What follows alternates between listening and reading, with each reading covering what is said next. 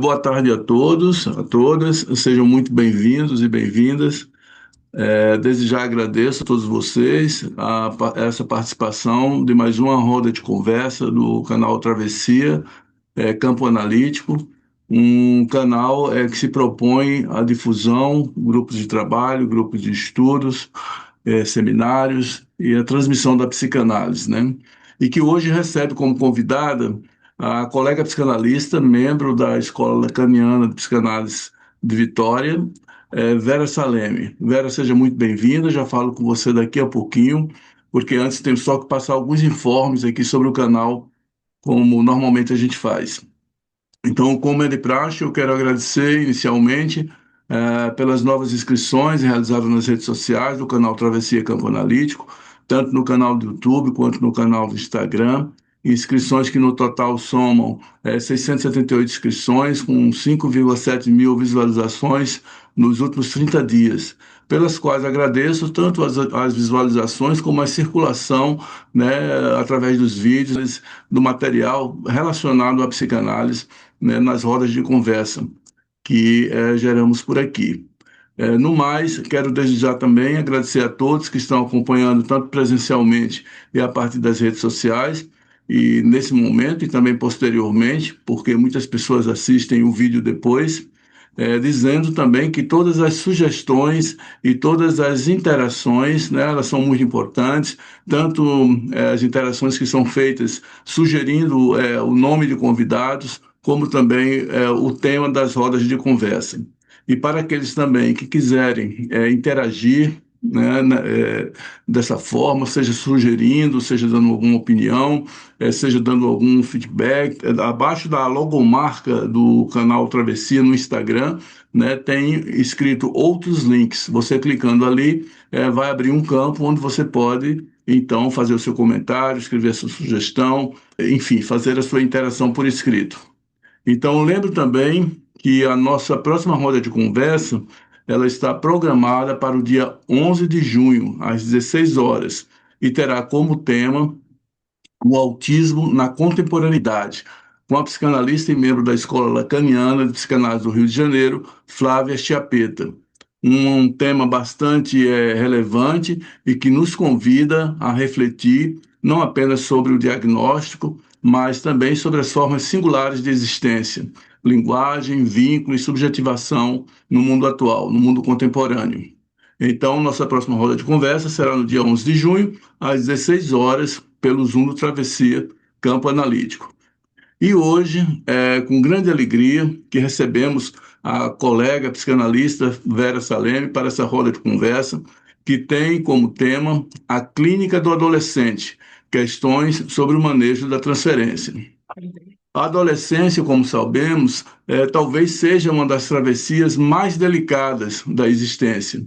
Tempo em que o corpo se transforma antes mesmo que o sujeito encontre palavras para nomear aquilo que lhe acontece.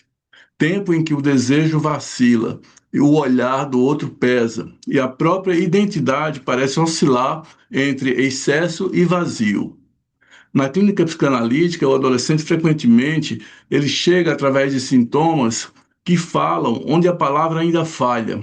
Escutamos silêncios, acting outs, automutilações, isolamento, impulsividades, rupturas, recusas e autodiagnósticos. Em muitos casos, o sofrimento aparece justamente no ponto em que o sujeito ele já não encontra referências simbólicas suficientes e consistentes para sustentar a sua travessia. Como escutar o adolescente sem reduzir sua dor a um comportamento simplesmente a ser corrigido? Como sustentar a transferência sem ocupar um lugar de autoridade esmagadora, mas também sem abdicar a função do analista? Se para Freud a transferência estava destinada, por vezes, a ser o maior obstáculo de uma análise, converte-se também em seu mais poderoso auxiliar, como o motor mesmo da própria análise. Quais são os impasses relacionados à transferência na clínica psicanalítica com adolescentes e quais são as questões relacionadas ao seu manejo? De que maneira o analista pode acolher os impasses do corpo, do gozo e do desejo, numa época marcada pela fragilidade dos laços e pelo enfraquecimento das referências simbólicas. É para elaborar essas e outras questões que convidamos hoje Vera Saleme, que é analista membro da Escola Lacaniana de Psicanálise de Vitória, onde atualmente é coordenadora do Fórum Clínico da Infância e da Adolescência, organizadora dos livros O Adolescente, Violência e a Lei, Direito de Família e Psicanálise, Laços e Rupturas Familiares, Direito de Família e Psicanálise, Diálogos Necessários, e O Dispositivo do Passe, Uma Atrevida Travessia. A Vera também é autora de vários textos e artigos em outros livros e revistas. Vera, seja muito bem-vinda a mais uma roda de conversa do canal Travessia Campo Analítico. É um prazer tê-la conosco e a palavra é sua. Por onde você quer começar? Tá bom, vamos lá. Primeiro eu quero agradecer muitíssimo o convite, né? O Antônio, né? Areda, que é o Beto, né? Porque nós nos conhecemos há muitos anos, né? Na escola lacaniana, que antes era Colégio Freudiano. E é um prazer estar aqui, uma alegria, e poder trabalhar esse tema e falar dele, escutar, que é um tema que me concerne há muitos anos. Eu sempre gostei muito de trabalhar com adolescentes, né, na clínica, talvez por uma questão minha, né, adolescente, né, que provavelmente é isso. E assim, sempre estudei, pesquisei muito sobre a questão da adolescência e continuo trabalhando e pesquisando para além dos outros conceitos que são tão importantes, né, de trabalharmos na psicanálise. Eu vou tentar falar, fazer um caminho com vocês, que é primeiro falar um pouquinho dessa etapa da adolescência, eu acho que trazer as questões contemporâneas, que eu acho que isso também é importante. E para depois falar da questão da clínica e da questão transferencial, e o manejo transferencial na clínica. Eu acho que esse caminho, ele é importante até para situar o que que acontece na clínica, a gente precisa situar o que está acontecendo hoje na adolescência, né? A adolescência, ela é uma etapa transitória, né, entre a infância e a idade adulta. É um tempo de rupturas, de rupturas das identificações. Essa é uma questão fundamental, que depois eu vou falar sobre isso no que diz respeito à questão transferencial. Então, é um tempo de rupturas, por quê? Porque justamente o corpo de uma criança, em determinado momento, chega à puberdade, com a questão hormonal, né? Ela convoca uma questão corporal, né? E, e aí dessa mudança corporal, esse ser, né? Ainda posso dizer ser ainda, porque a questão da subjetividade também está em questão nessa época, né? Então, o que que ocorre? Ele fica sem saber o que fazer com esse corpo. Não há um saber sobre essa mudança corporal, a questão da sexualidade que se impõe, os hormônios, né, começam a entrar em ebulição, e isso não existe um manual que diga sobre isso, como também não existe uma inscrição do que é o sexo para o ser humano. A gente tem uma falta da marca da sexualidade, né, um significante que diga o que é o sexo, assim como a gente não tem um significante que diga o que é a morte. Então, na medida em que a gente não tem essa inscrição, esse significante que fale sobre essa questão da morte, do sexo, quando esse ser deixa de ser criança, ele se depara justamente com esse que a gente chama essa falta, na psicanálise nós nomeamos desse real, esse real que chega ao corpo desse ser e que ele não sabe o que fazer com esse corpo, assim como também descortina para ele o mundo, né? Assim, porque ele sai daquela bolha da família, né? Que tem aquela proteção, todas as garantias, todas as seguranças, por mais difícil que seja a família, esse tempo da infância é um tempo que tem muitos véus, né? E aí esses véus caem. Então ele se depara com o mundo real, que o mundo real, né, com todas as questões que esse mundo traz, né? As dificuldades, as diferenças, as perdas, né? E junto a isso, né, ainda tem essa questão dele lidar com essa mudança corporal que ele não sabe o que fazer com isso, né? Assim, como ele vai lidar com essa convocação, digamos assim, dele ser um homem ou uma mulher, né, sem saber o que é ser homem ou ser mulher. Então, nesse tempo, você tem a ruptura de parte das identificações infantis. E aí, o que a gente observa na clínica é que os pais têm muitas dificuldades, eu já vou começar a falar também um pouquinho da clínica, de muita dificuldade de entender essas rupturas, porque são necessárias essas rupturas. Não é que ele queira romper, se impõe uma ruptura, na medida em que ele é convocado a se colocar numa posição de um ser ainda a se constituir, mas um ser adulto, digamos assim, né? Um ser que tem uma identidade própria, né? No mundo adulto, no mundo social. Ele é convocado. Então, automaticamente, diante dessa ruptura corporal que aconteceu, essa mudança corporal, ele precisa dar conta, né, desse novo lugar que ele é convocado. Então, há uma ruptura, junto com essa questão corporal, das identificações imaginárias e simbólicas, em relação àquilo que ele vinha, digamos, recebendo, né, da sua família, dos seus pais, ele vinha constituindo um corpo de identificações. Então, há um abalo nessas identificações.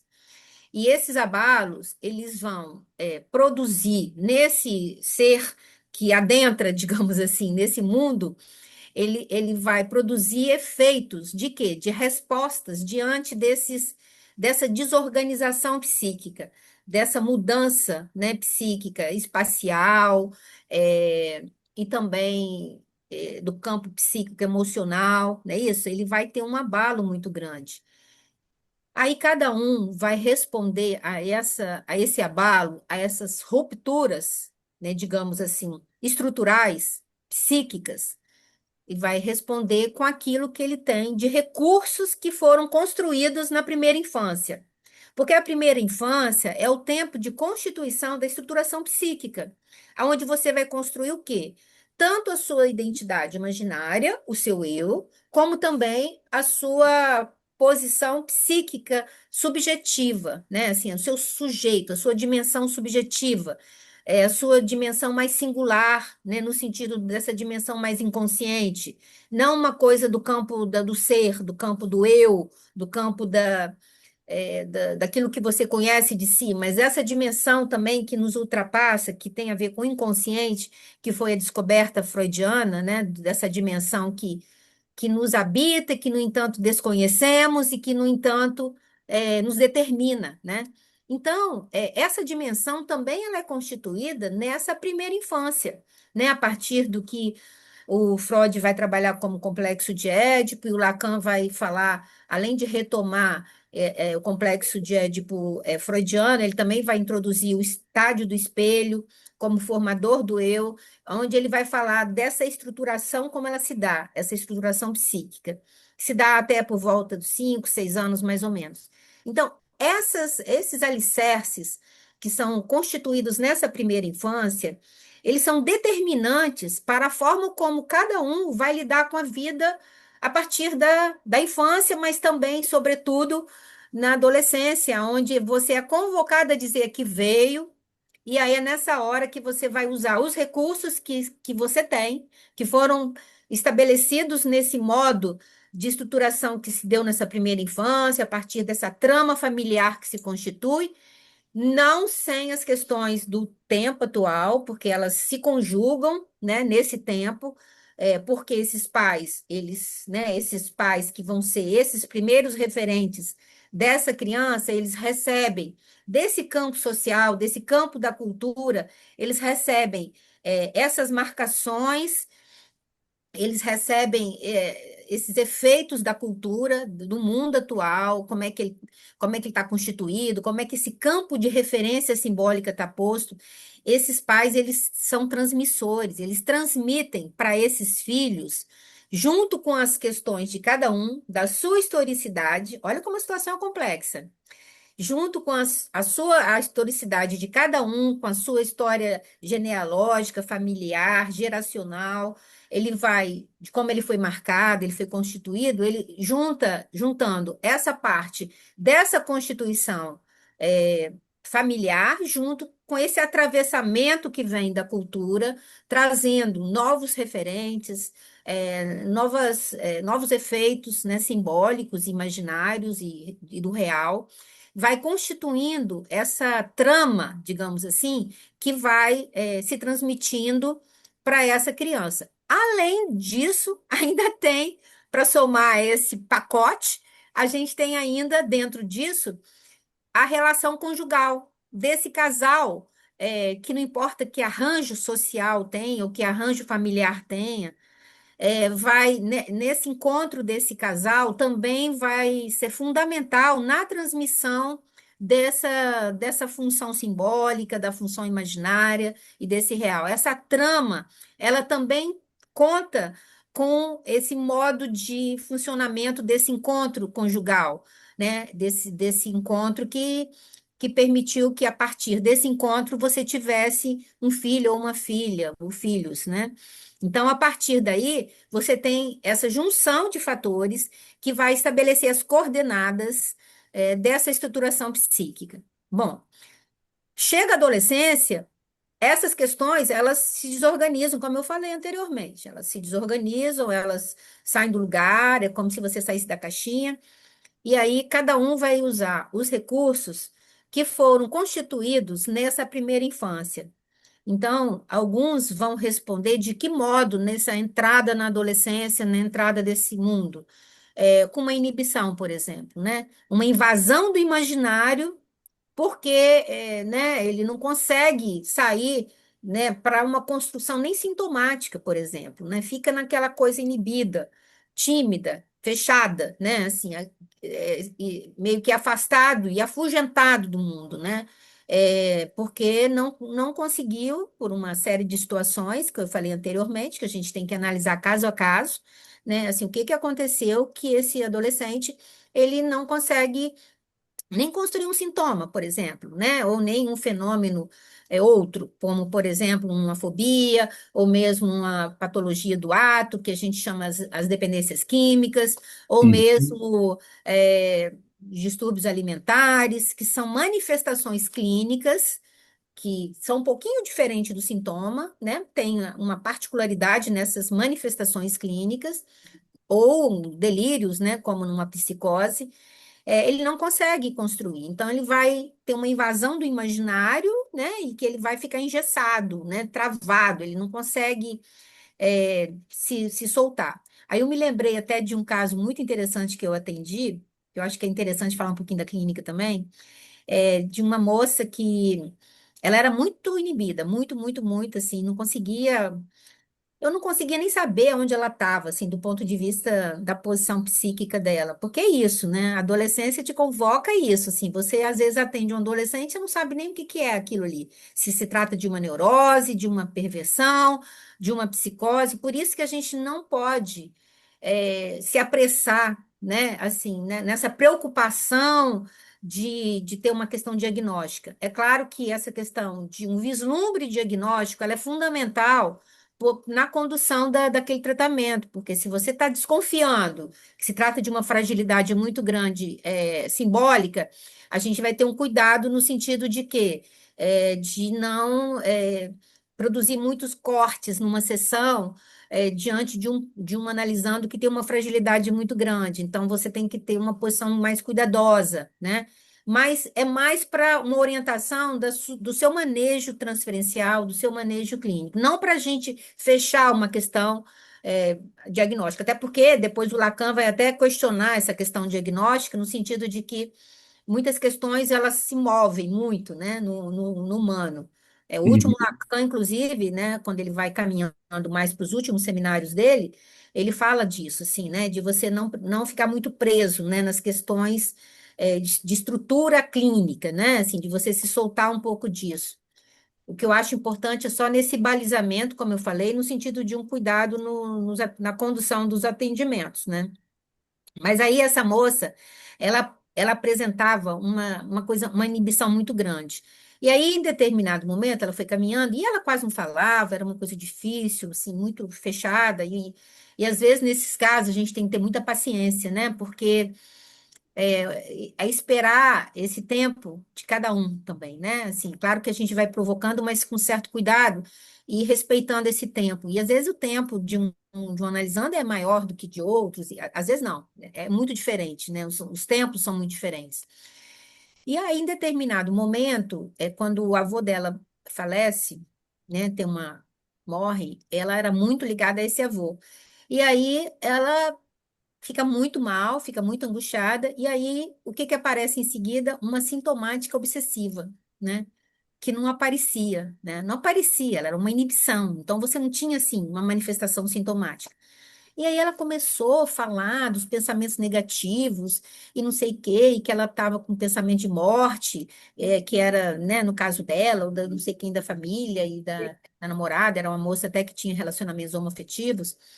E aí eu brinquei com ela na sessão, falei assim, mas que maravilha! Eu falei para ela, aí ela olhou assim para mim e falou, maravilha o quê? Eu tô sofrendo horrores, que não sei o quê. Eu falei, mas que maravilha, porque você está fazendo sintoma, entende? Então, assim, era uma evolução de uma inibição para um sintoma, ou seja, ela começou a simbolizar mais de uma trava imaginária, ela começou a construir um sintoma. Mas vocês vão me dizer, poxa, Vera, mas o sintoma que traz sofrimento, mas é isso. Mas Uhum. o sintoma, mesmo ele trazendo sofrimento, ele é uma manifestação saudável do ponto de vista psíquico. Sim, Por, sim. por quê? Porque ele traz a presença simbólica. Ele está dizendo de algo, de uma angústia que surgiu, de um desejo que estava ali por trás dessa angústia, e uma tentativa de responder, se defender daquela angústia. Então, Sim. ao mesmo tempo que o sintoma ele revela, ele Uhum. vela essa angústia, esse real, essa presença disso que, né, no caso, o caso dela foi desencadear da morte do avô, que mexeu com a questão dela, provavelmente esse real da morte que eu falei para vocês inicialmente, né? Isso apareceu, e aí ela começou a construir um sintoma. Então, assim, foi uma saída da inibição. Uhum. Então, Sim. mesmo com esse sofrimento. Uhum. Ô, Vera, eu queria até pegar esse gancho, porque assim, na clínica, muitas vezes essa inibição aparece justamente como no adolescente, como uma depressão profunda, né? Uma depressão profunda, às vezes um quadro que parece muito, lembra muito o quadro da própria melancolia, né? Isso, Questionando o tempo inteiro esse sentido da vida, né? Que sentido, quer dizer, sem recursos simbólicos mesmo, né? isso, Que você está trazendo aí que o sintoma já traz um pouco, né? Já, isso, então, assim, e ao mesmo tempo também aparece o outro extremo, né? Muitas vezes uma agressividade muito grande, isso. uma tendência a uma repetição no conflito em relação com a lei, né? Uhum. Bom, boa questão que você trouxe, assim, duas questões importantes. Primeiro, essa presença desse quadro de inibição associado à depressão ou mesmo melancolia, né, é muito importante, porque isso é muito forte, né, na adolescência. Tem muita, essa manifestação clínica, ela é muito presente nessa clínica, né? E tem a ver muito com o primeiro, né? Assim, essa melancolia estrutural do humano também, né? Essa melancolia que diz respeito a uma perda da imagem de si. É que nós todos passamos por um quadro melancólico quando a gente se estrutura na primeira infância, como eu falei anteriormente. É o momento em que você sofre uma perda da imagem de si, né? Daquilo que você acreditava ser, daquilo que você supunha que você tinha de potência. Então você perde. Só que depois você vai elaborando, simbolizando e vai encontrando saídas diante dessa melancolia lá na primeira infância ainda. Quando chega a adolescência, o que que ocorre? Há uma repetição, Lacan fala isso. Você atualiza na adolescência esse processo de estruturação inicial. Então, você tem esse rompimento, então você passa por uma etapa melancólica, é absolutamente esperado, porque tem a ver com essa perda dessa imagem de si. Então, muitas vezes você começa a adolescência na puberdade já com esse quadro melancólico, e alguns desenvolvem isso um pouco mais adiante, né? Assim, esse tempo de aparecimento disso também é de cada um. E aí você tem esse quadro depressivo, de melancolia, que a gente tem que ficar atento, porque a gente não sabe por trás dessa melancolia se é uma melancolia transitória ou Uhum. se é uma melancolia que aponta para uma precariedade maior dessa estrutura. né? Porque Uhum. quando você rompe com essas estruturas que são seus alicerces, você não sabe o que que tem ali, debaixo desses alicerces. Então, você precisa ter um cuidado no manejo, porque também é uma fase perigosa, né? Daí você ter a manifestação de muitos suicídios, por exemplo, na adolescência, né? Assim, que é um tempo onde também se manifestam muitas passagens ao ato, porque às vezes o sujeito se vê tão desamparado, tão sem recursos, que ele não encontra saída, às vezes pede ajuda, mas às vezes as pessoas não conseguem entender. Essa é uma questão também importante na clínica. Os pais muitas vezes chegam falando: ah, eu falei com ele que é ou com ela que era uma questão da adolescência, mas que isso ia passar, não sei o quê. Não necessariamente, né? Cada um vai responder de uma forma. Então, Sim. quando um adolescente ele avisa que não está bem, que está precisando de ajuda, os pais precisam acolher, né, essa posição deles. E hoje, uma coisa diferente do que eu vejo na clínica que eu comecei lá há 40 anos atrás, é que os adolescentes hoje pedem muito mais ajuda do que antes. Hoje há uma demanda muito grande por conta das questões que eu vou falar agora, né, contemporâneas, né, e aí os pais muitas vezes são de uma geração um pouco anterior e que ficam numa posição talvez narcísica também, de dificuldade de reconhecer que seu filho não está bem, que está precisando de ajuda, né, então eles não buscam ou demoram a buscar ajuda, né. Nossa, eu tenho um amigo, né, da minha família que aconteceu isso com a filha dele, né? Ela começou a falar que não estava bem, não estava bem, e eles não levaram isso em conta. E ela, com 15 anos, se atirou do prédio, né? Então, depois ele veio falar com a gente, assim, ela pediu ajuda, mas e aí ele fundou uma associação para esclarecer, para falar disso, né? Assim, que tentando dar um encaminhamento a essa dor dele para uma via de tentar alertar os pais sobre o cuidado que se tem que ter nessa fase, né? Então, assim, e por que que hoje, né, assim, a gente pode dizer que hoje tem uma demanda maior? Ah, será que é um excesso é um exagero? Não, é não. É porque, na verdade, na medida em que a gente vive num tempo, aí eu vou entrar na questão do que está acontecendo na atualidade.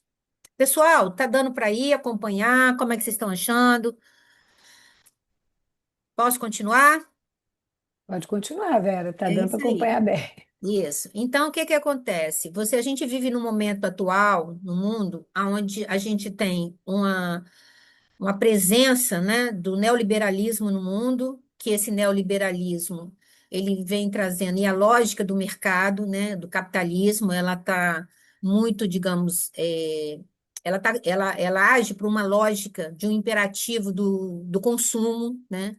É como se você tivesse que consumir, e nesse imperativo, né, do consumir, existe o imperativo do não ter limite para consumir, né? Então, você tem um excesso, né, de oferta de consumo, e nessa economia, digamos, psíquica, onde você tem um excesso, né, você também tem nessa economia do mundo esse excesso, e essa economia, os efeitos dessa economia, eles atingem a economia psíquica. Então, o que que acontece? Você tem é, um sem limites, né, no psiquismo. Para quê? Para consumir, para você não ter interditos, não ter frustração, privação, um culto ao individualismo, né, por conta dessa barra de limite que ela precisa ser suspensa para o consumo sem limites. Só que isso vai para as relações humanas. Essa economia ela não fica só regendo as questões da lucratividade, né, com os objetos de consumo, né, com o dinheiro, não. Ela vai para a economia psíquica. E aí as pessoas começam a não conseguir colocar limite nos seus filhos, não conseguem. é, as crianças não podem ser frustradas, privadas das coisas. Não é à toa que a gente assiste hoje essa questão, inclusive, que eu acho que tem gancho com a questão do autismo, né? Que a gente pode pensar nessa questão do autismo por aí também.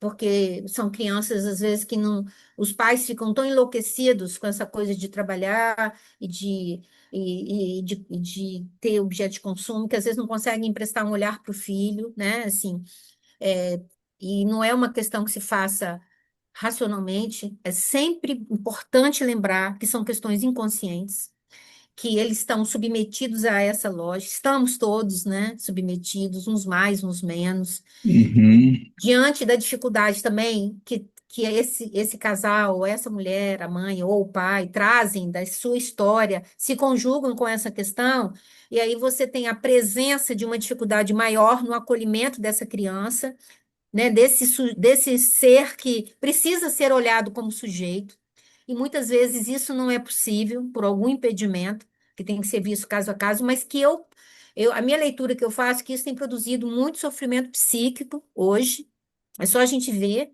nas pesquisas, né, o aumento de sofrimento psíquico absurdo no mundo, porque é interessante pensar assim, o que que é o sofrimento, né, psíquico, né? O sofrimento psíquico fala de um desalojar dessa questão subjetiva e desejante, né? Assim, é como se você tivesse muito embolado com a sua posição de objeto, que todos ficamos um tempo, mas que é preciso de se descolar para você ter uma pacificação, digamos assim, um apaziguamento, que é o que a gente fala na psicanálise, que na direção de um trabalho a gente visa o quê?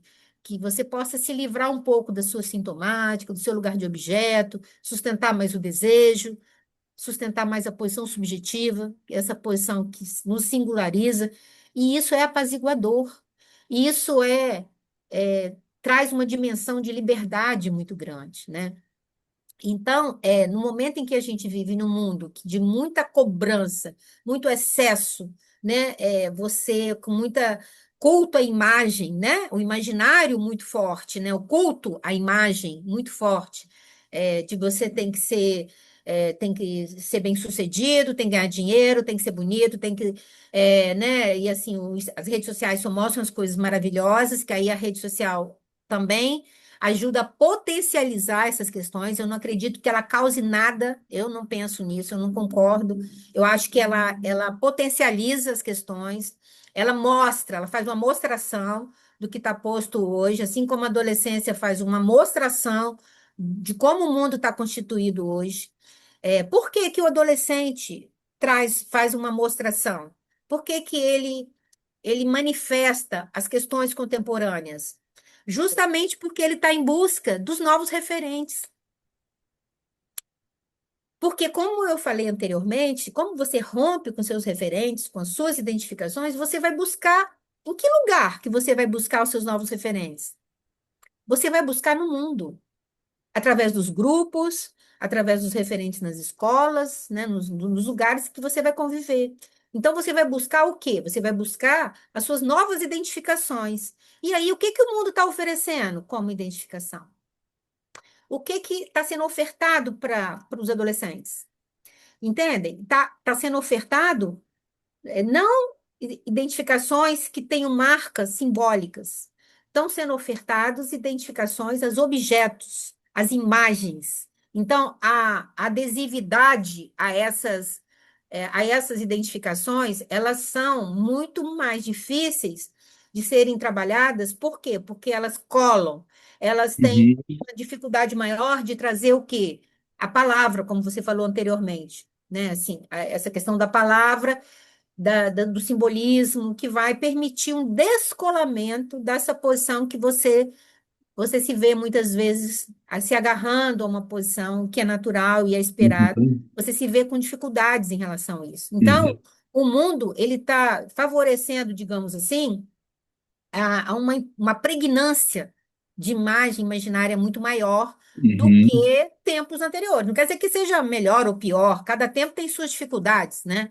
No tempo do que tinha presença de simbólico, mas também a gente tinha uma tirania, né, dessa função paterna numa forma tirânica, que não era nem simbólica. Então, estou dizendo que é melhor ou pior. Mas a gente precisa ler o que está acontecendo, porque isso nos instrui na Uhum. clínica. Sim, mas Então, por exemplo, e também porque o que está em jogo é o excesso aí, né? Tanto isso, simbólico quanto para o isso. imaginário, né? Isso. Uhum. E, por exemplo, por que que isso é tão importante para a clínica?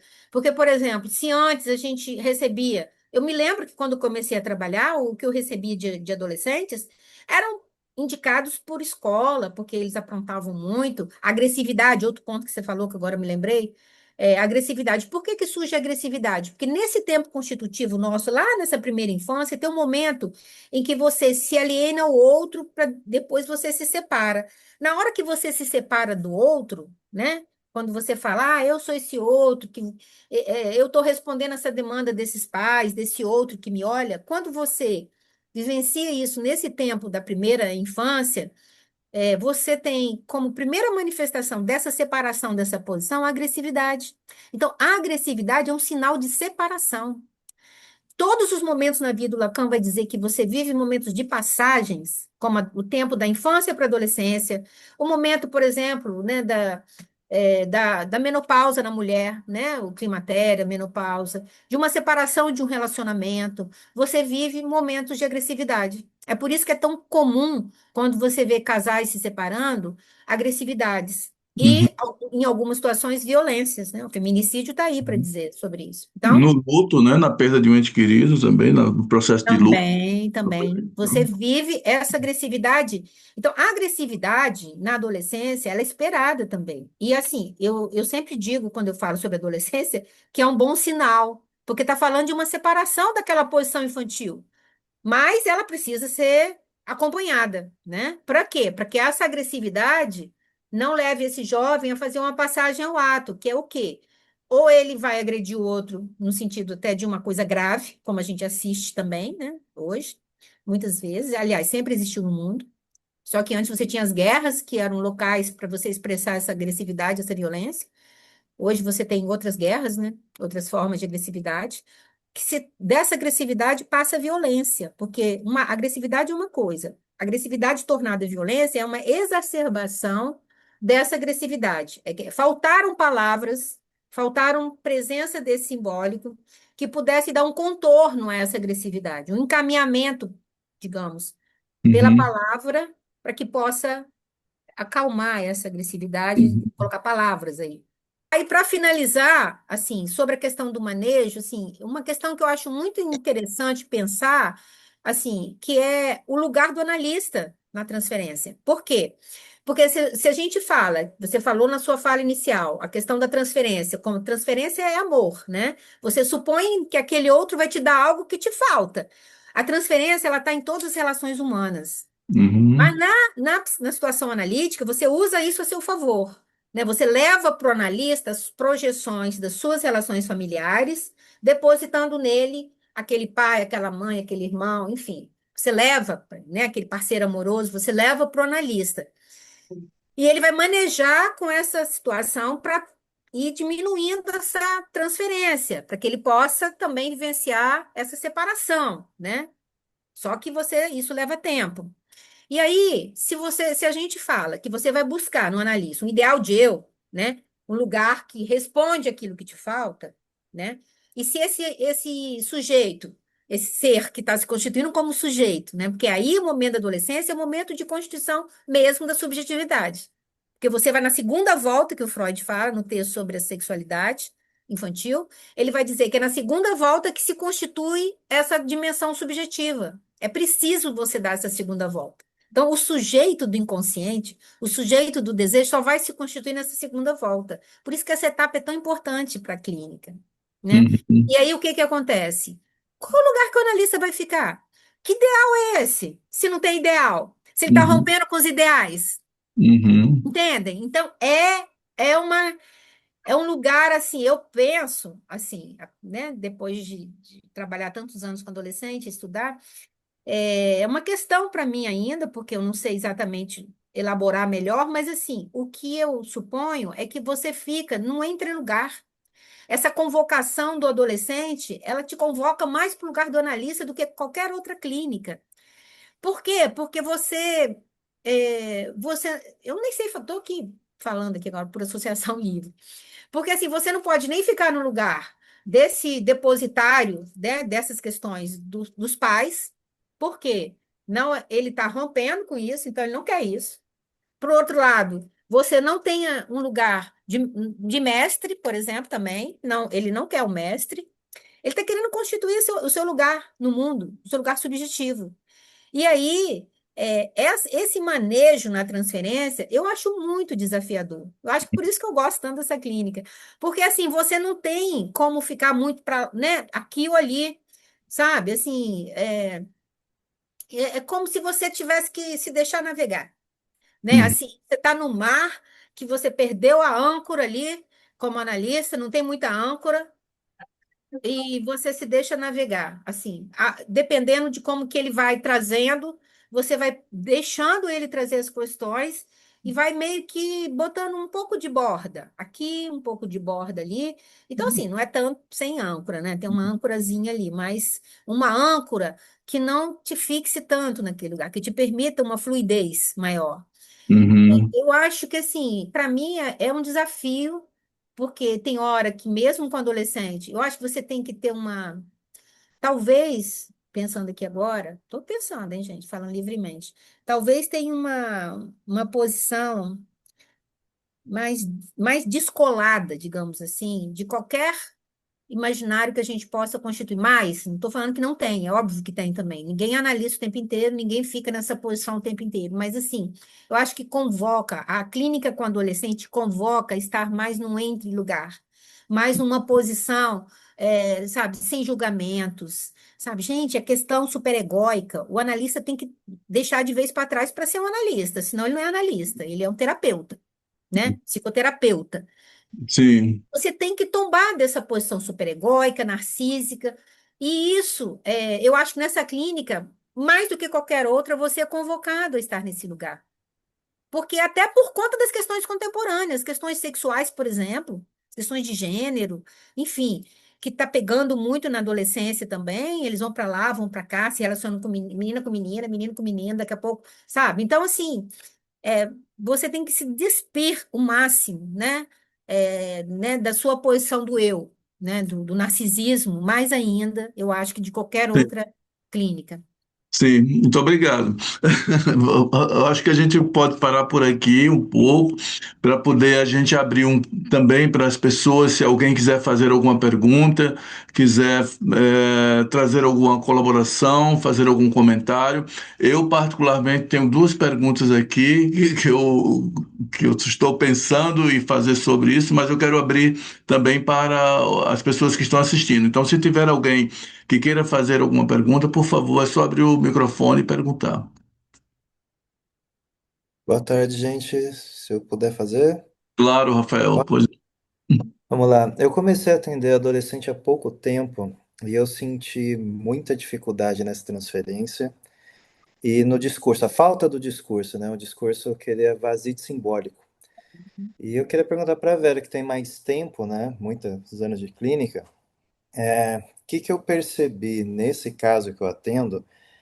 Hoje o celular tira o tédio do adolescente. E para mim, nessa visão, vou botar bem exclusiva nesse paciente, o tédio seria o tempo dele produzir um simbólico, ou de Uhum. interação com Sim. outros adolescentes, mas seria o tempo dele estar vazio, de sentir um Uhum. desejo, sentir a falta e conseguir criar ali algo. E eu percebo nesse caso que fora da clínica, que ele já parou de estudar, não foi para a faculdade, é celular.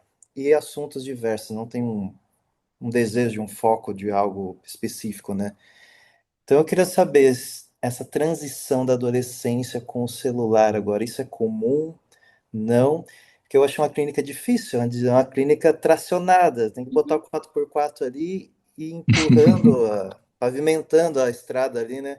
Você ofertando palavras para conseguir encaixar um discurso e criar algo, né? Esse traz um ponto super importante, Rafael. Eu me lembro de um rapaz que eu atendi já tem um tempinho, mas já estava começando essa coisa dos jogos na internet, né? E aí ele ficou 3 anos, 3 anos. Ele não falava. Eu falava, como é que você tá? Tudo bem? Tudo. Aí, como é que tá a sua família? Me conta. Normal. Aí eu falava assim, mas assim, e na escola? Me conta dos amigos. Tudo bem. Gente, mas ele não deixava de ir. Olha que coisa. Eu, eu, assim, eu falei, gente, aquilo foi. Eu levei para supervisão, óbvio, né? Porque eu ficava angustiada. Como é que eu vou? Assim, mas ele não deixava de ir. Isso me chamava atenção. E aí teve um dia que eu não sei o que eu falei para ele. Assim, os pais dele me falaram que ele jogava no computador. Aí eu fui e perguntei a ele: Ah, como é que é? Eu introduzi essa questão, porque ele não introduzia nada, não me dava elementos, né? Eu falei assim: como é que é essa história dos jogos, não sei o quê? Aí ele falou assim: aí ele começou a me explicar, aí ele começou a falar. Olha que interessante. Ele começou a falar dos jogos. Aí o que que eu fiz? Eu falei: vem cá me mostrar como é que é. Aí eu estava com o meu computador no consultório. E aí ele foi me mostrando, eu não entendia nada, né? E eu falei para ele, você vai ter que ter calma comigo, hein? Porque eu não entendo. Aí olha que interessante, quando você diz que você não sabe, você também abre uma brecha, né? De um não saber, né? Uhum. Eu não sei nada, não, você vai ter que me ajudar. E aí ele foi, nisso que ele foi entrando na história dos jogos, ele começou a falar, e a partir daí ele foi trazendo as questões dele, tinha uma coisa inibida, né, da fala, e aí teve um dia que a mãe dele foi levá-lo no consultório, ele tinha 17 anos na época. Eu me lembro que ele puxou a mãe para dentro da minha sala, sem combinar comigo a pulso. Aí eu fiquei olhando aquilo, falei, epa. Aí fiquei quieta, calma. E aí aí ele começou a falar. Gente, ele despejou. Ele deu uma, ele falou, falou. Então, assim, o que que isso me ensinou? Assim, esse caso, você tem que entrar onde ele está falando, mesmo que aparentemente seja uma coisa de rede social. Mas se Uhum. ele parou para falar daquela, aí você pergunta, mas o que que você está vendo aí no celular? Me mostra. Porque eu acho que é uma forma de você tentar furar um pouco essa questão com aquilo que ele está trazendo de elemento. Uhum. Teve um outro caso que eu me lembrei agora, muitos anos, que o cara também não falava nada. Era um negócio assim. Aí eu descobri que ele torcia pro Botafogo. E eu torço pro Botafogo. Aí eu falei com ele: você torce pro Botafogo, não sei o quê. Aí eu fui entrando na conversa. E aí a coisa foi, sabe? Então, assim, eu penso que quando você. O problema é que a gente precisa entrar eu acho, nessa clínica, você precisa entrar, tentar ver por onde você pode chegar mais próximo daquilo que ele está trazendo, entendeu? De Uhum. subjetividade. Mesmo que seja através do computador, da internet, né, do celular. Uhum. Respondeu, Rafael, obrigado. Obrigado, Eu obrigado. particularmente achei bem interessante os dois casos que você trouxe. O primeiro principalmente porque no primeiro, né, esse lugar vazio que fica aí do não saber, né? É, É bem interessante porque para o adolescente parece que todas as pessoas têm um lugar de saber em relação a ele, né? Eles falam é, isso na clínica, né? Que é, todo mundo diz o que ele tem que fazer, o que é que ele vai fazer, o que ele tem que ser, né? é. Então, esse desalojar, né? Desalojar-se, o analista desalojar-se desse lugar de saber, e de forma assim tão expressiva, né? Para ele realmente deve ter tido alguma significação nesse sentido, né? Sim, sim. Porque talvez, assim, pensando um pouco agora, falando desse caso, além dessa posição também, quer dizer, talvez eu tenha caído desse lugar, né, de constituição desse outro, né, entende? Então, assim, e aí permitiu que alguma transferência que tinha transferência, mas a transferência mudou. Pois é, eu vejo como um manejo também, né? É, Como um certo é, manejo aí, né? é, O que você fez, é, né? é. Esse manejo da transferência. Porque no segundo caso, quando você traz, me parece que tem mais uma construção da transferência, né? Uhum. Quando você diz, ele gosta do Botafogo, então tá aí, né, eu também sou. Então tem É, né? Tem mais aí é, uma construção de uma transferência, né? é. E no É. outro parece que já tem um manejo no Mas primeiro. eu acho que nos dois casos, o que eu acho que eles me trouxeram de ensinamento, né, eu acho que é o fato de você recolher deles onde eles estão fixados, ou qual elemento que você pode usar deles para que você possa se colocar aí, entendeu? Uhum, Não sim, trazendo um elemento, né, trazendo sim. deles. Eu acho que esse é o ponto, assim, que eu acho Uhum. que Tá, foi instrutivo para mim. tá. Gente, temos 5 minutos. Alguém mais gostaria de fazer mais uma questão? Mais alguém gostaria de fazer? Eu queria perguntar para a Vera uma questão, vamos Pois ver se não, dá Deise, fica à tempo. vontade. Vera, você trouxe essa questão da agressividade, e aí eu me lembrei de uma cena que eu assisto muito, os pais se queixarem, que na questão da tela. A criança hoje quer muita tela, os adultos estão muito na tela, a tela está aí, né? A tela está aí, celular, jogo e tal. E a rede, você deixa a criança na tela, já presenciei muito isso, e depois tem uma hora que você tem que retirar essa Uhum, criança dessa uhum, tela, propor outra coisa. E muitos pais se queixam desse momento da retirada da tela, da agressividade aparecer. Como é uhum. que você vê isso aí, né? Como é que maneja isso aí no dia a Interessante. dia? Interessante também pensar nisso. Porque, assim, talvez a questão que a gente precise pensar é qual o efeito que a tela produz, né? Uhum, Entende? sim. Porque, de repente, se ela está trazendo algum efeito muito de imaginário, como eu falei, porque eu acho que essas questões imagéticas, elas. O Lacan, no Seminário 5 ele fala da questão da imagem e do imaginário. Ele fala da questão imagética, ela é anterior ao imaginário, porque o imaginário já tem simbólico.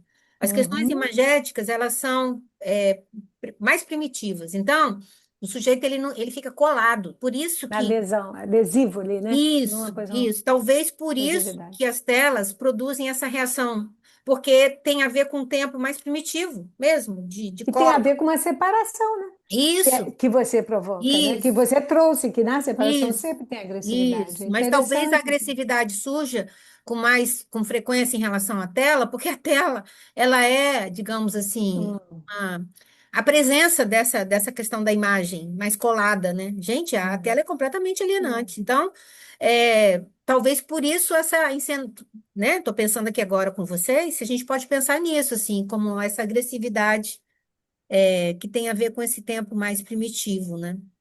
E se Aham. hoje a gente não está tendo também muita violência, né? Assim, a gente teve um momento. Assim, a sociedade sempre foi violenta, né, gente? A gente sabe disso. A violência faz parte da agressividade, que é do humano, sempre existiu. Mas por que que em Uhum. determinado tempo do nosso mundo a gente tem a presença mais dessa violência? Talvez por conta dessa falta dessa palavra, dessa função de limite, de borda, né? E aí eu fiquei pensando até nesses grupos que estão aparecendo também nas redes sociais, que ficam estimulando a violência entre os adolescentes, Uhum. né? Sim. Esses grupos de jovens que ficam ali falando, cultuando a misoginia e não sei o quê, né? Ah, sim, os Red Pill. Os red pills. É. Se não Uhum. tem a ver com isso também, entendeu? Porque a tela, aquele filme Adolescência é uma aula sobre isso, né? Sim, Uhum. uma Sim, aula. Sobre isso. é isso. Gente, a gente vai agora encerrar, tá?